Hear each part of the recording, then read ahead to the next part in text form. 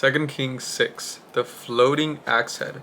And the sons of the prophet said to Elisha, See, now the place where we dwell with you is too small for us. Please let us go to the Jordan, and let every man take a beam from there, and let us make there a place where we may dwell. So he answered, Go. Then one said, Please consent to go with your servants. And then he answered, I will go. So he went with them. And when they came to the Jordan, they cut down trees. But as one was cutting down a tree, the iron axe head fell into the water, and he cried out and said, Alas, master, for it was borrowed. So the man of God said, Where did it fall? And he showed him the place. So he cut off a stick and threw it in there, and he made the iron float. Therefore he said, Pick it up yourself. So he reached out his hand and took it. The blinded Syrians captured. Now the king of Syria was making war against Israel, and when he consulted with his servants, saying, My camp will be in such and such a place. And the man of God sent to the king of Israel, saying, Beware that you do not pass this place, and the Syrians are coming down there. Then the king of Israel sent someone to the place of which the man of God had told him. Thus he warned him, and he was watchful there, not just once or twice. Therefore the heart of the king of Syria was greatly troubled by this thing, and he called his servants and said to them, Will you not show me which of us is for the king of Israel? And one of his servants said, None, my lord, O king, but Elisha, the prophet who is in Israel. Tell the king of Israel the words that you speak in your bedroom. So he said, Go and see where he is, that I may send him and get him. And it was told, saying, Surely he is in Donathan. Therefore he sent horses and chariots and had a great army there. And then they came by night and surrounded the city. And when the servant of the man got up arose early and went out, there was an army surrounding the city with horses and chariots. And his servant said to him, Alas, my master, what shall we do? So he answered, Do not fear, for those who are with us are more than those who are with them. But Elisha prayed and said, Lord, I pray, open his eyes that he may see. Then the Lord opened the eyes of the young man, and he saw, and behold, the mountain was full of horses and chariots of fire and all around Elisha. So when the Syrians came down to him, Elisha prayed to the Lord and said, Strike this people, I pray, with blindness. And he struck them with blindness according to the word of Elisha. Now Elisha said to them, This is not the way, nor is the city. Follow me, and I will bring you to the man whom you seek. But he led to Samaria. So it was when they had come to Samaria that Elisha said, Lord, open the eyes of these men, and they may see. And the Lord opened their eyes, and they saw, and there they were inside Samaria. Now when the king of Israel saw them, and he said to Elisha, My father, shall I kill them? But he answered, But you shall not kill them. Would you kill those whom you have taken captive with your sword and your bow? Set food and water before them, and they may eat and drink and go to their master. And when they prepared a great feast for them, and after they drank it, and he sent them away and went to their master. So the bands of Syrian raiders came no more than in the land of Israel. Cyrus besieges Samaria in famine. And it happened after this, that Ben-Hadad, king of Syria, gathered all his army and went up and besieged Samaria, and there was the great famine in Samaria, and indeed they besieged it until a donkey's head was sold for 80 shekels of silver, and 1/4 of a cab of dove's droppings for 5 shekels of silver. Then, as the king of Israel was passing by on the wall, a woman cried out to him and saying, Help, my lord, O king. And he said, If the Lord does not help you, where can I find help for you? From the threshing floor or from the winepress?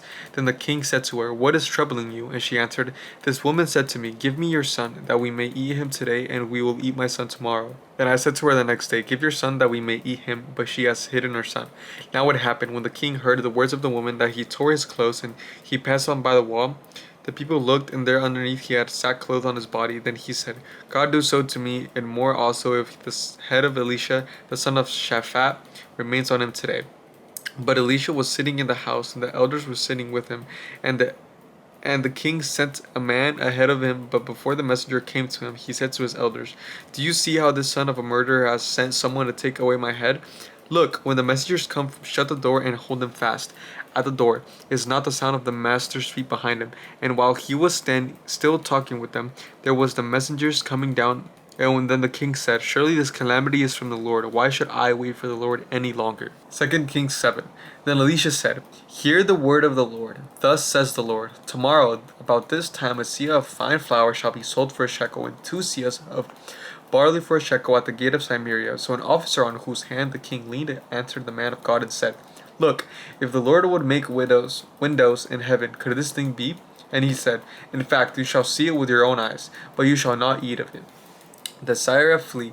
Now there were 4 lepers, men at the entrance of the gate, and they said to one another, Why are we still here until we die? If we say we will enter the city, the famine in the city, and we shall die there. And if we sit there, we die also. Now, therefore, come, let us surrender to the army of Cyrus. If they keep us alive, we shall live, and if they kill us, we shall only die. And they rose at twilight to go to the camp of Syrians, and when they had come to the outskirts of the Syrian camp, to their surprise, no one was there. For the Lord had caused the army of Syrians to hear the noise of chariots and the noises of horses, the noise of a great army. So they said to one another, Look, the king of Israel had hired against us the kings of Hittites and the kings of Egyptians to attack us. Therefore they arose and had fled at twilight and left the camp intact, their tents, their horses, and their donkeys, and they fled for their lives. And when these lepers came to the outskirts of the camps, they went into one of the tent and ate them and drank and carried from silver and gold and clothing and went and hid them. Then they came back and entered another tent, and they carried some from there also, went and hid it. Then they said to one another, We are not doing right, that this day is a day of good news, and we remained silent. If we wait until morning light, some punishment will come upon us. Now, therefore, come, let us go and tell the king's household. So they went and called to the gatekeepers of the city and told them, saying, We went to the Syrian camp, and surprisingly no one was there, not a human sound, only horses and donkeys tied in the tents intact. And the gatekeepers called out, and they told to the king's household inside. So the king arose in the night and said to his servants, Let me know now that the Syrians have what have they done to us? They know that we are hungry, therefore they have gone out of the camp to hide themselves in the field, saying, When they come out of the city, we shall catch them alive and get them into the city.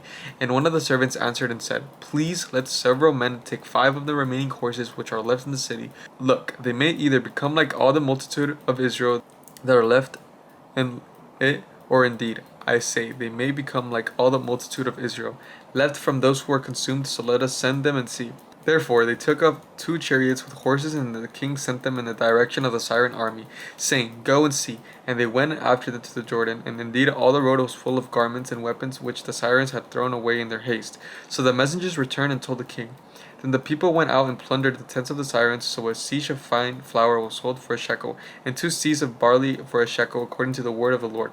Now the king had appointed the officer on whose hand he leaned to have a charge of the gate.